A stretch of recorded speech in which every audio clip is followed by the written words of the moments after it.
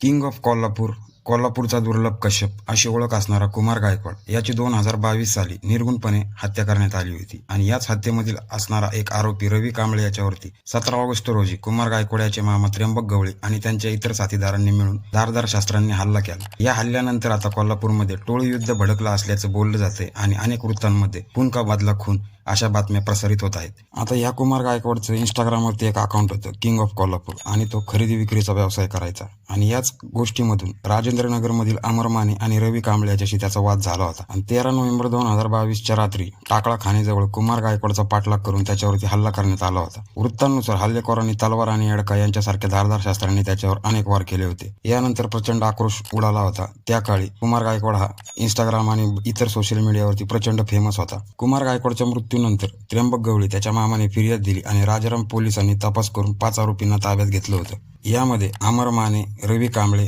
आकाश गस्ते, यशोदीप पोद्दार आणि आदर्श शिंदे अशी 5 जणांची नावं होती. आता कुमार गायकवाडच्या मृत्यूनंतर 2023 मध्ये सुजल कांबळे याची हत्या करण्यात आली. असं बोललं जातं की त्याने सोशल मीडियावरती कुमार गायकवाडच्या मृत्यूनंतर चिथावणीकर स्टेटस ठेवले होते. त्याचबरोबर सौरभ साळुंके नावाच्या व्यक्तीवर देखील त्र्यंबक गवळी, सुमित गवळी, अमित गवळी यांनी हल्ला केला होता, कारण की ते कुमार गायकवाड याच्या मृत्यूशी संबंधित असणाऱ्या विरोधकांसोबत फिरत होते. कुमार गायकवाडच्या मृत्यूशी संबंधित असणारे संशयित आरोपी 27 फेब्रुवारी 2025 रोजी कळंबा कारागृहात असणारा अमर माने याच्यावरती कारागृहामध्ये हल्ला झाला होता आणि या हल्ल्यामध्ये काही अधिकारी देखील जखमी झाल्याचं वृत्त आहे. आणि आता घडलेली कालची लेटेस्ट घटना, कुमार गायकवाडच्या हत्येशी संबंधित एक आरोपी 15 ऑगस्ट 2026 रोजी जो जामिनावरती बाहेर होता, तो राजेंद्रनगरमधील लोखंडे वखार परिसरामध्ये आपल्या मित्राच्या घरी जेवायला आला होता. रवी कांबळे तिथं जेवत असताना त्याचवेळी त्र्यंबक गवळी आणि इतर काही जणांनी त्याच्यावर तलवार, येडका आणि काठ्यांनी हल्ला केल्याचा त्याने फिर्यादीमध्ये नमूद केलेलं आहे. यामध्ये त्र्यंबक गवळी यांनी त्याच्यावरती सुरुवातीला त्याच्या डोक्यावरती तलवारीने वार केला. अमित गवळी आणि सुमित गवळी यांनी